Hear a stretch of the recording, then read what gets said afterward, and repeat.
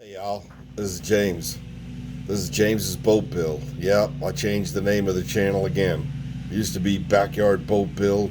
Now it's James's Boat Build. Come to find out, there is a website that is Backyard Boat Build, and I don't want to be confused or associated with them. Not that it's a bad organization, but the name's already out there, so I figured, hey, James's Boat Build. That's it.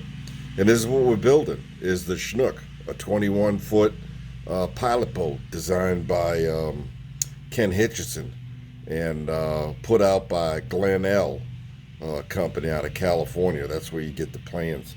So I want to make a quick and show y'all where we're at.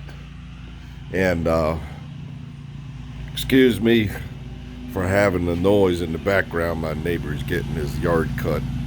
But gonna be real quick. So you can see we got the stem and the last number frame 7 all glued up. And I glued down the first 1x4 and just temporarily clamped the last one. So now that I've established a this is what the boat spacement is for the frames, I no longer need the spacers. These temporary spacers I had in place that would hold the frames in place, so the glue set up. But now the top is secured and not finished because the top one has to be laminated down. I'll do that later. And what we're gonna do is take measurements now. And I wanted to show you all this too.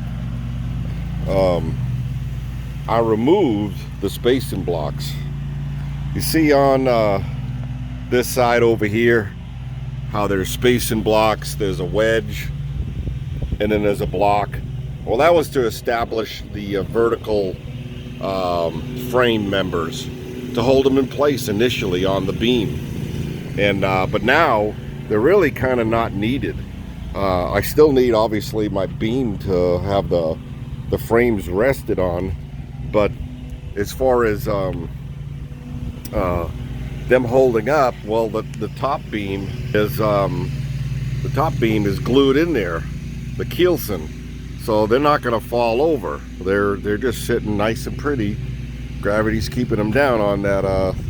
So I took off this side only just yet. I wanted to show you the difference. I took the blocks off this side, and I'm going to take them off that side, and I'm going to get, let's say, a measurement from here to this frame. And whatever it is, I'm going to make sure that I'm going to get the same measurement down here, from here to here. So that way it can establish a rigid point.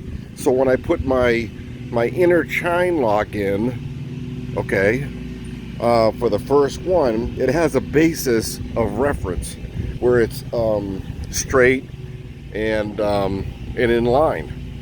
It doesn't have to be perfect. It could, it is wood. It can move, ½ inch this way or that way. You see how it moves. But I just want to get it straight. Structural integrity, to making it look good. You just want to have it lined up, in no sense of having it crooked. But that's where we're at today, and we're going to put the first chine log in. We're going to first I'm going to laminate the top last 1x4. I'm going to laminate it and clamp it down, and then I'm going to establish good distances, whatever the distance is between this frame and that frame. I'm going to transfer that down to here. I'm going to start from there and work my way back, and then I'm going to put my temporary bracings in. Again, I'm moving them down to hold that position, and then I'm going to cut out my notches for the chine log, or the inner chine log. This particular build has 2 chine logs, an inner chine log and an outer chine log. All right, so I hope I didn't lose y'all. I know my hat looks weird, but listen, when you're out here in the Florida sun, you don't want none of this. You know, I just want to get as much shade as possible, and I didn't want to put up my big sunscreen. So here's that, the build at James's Boat Build, and this is the Chinook by Glen. Give us a thumbs up if you like this.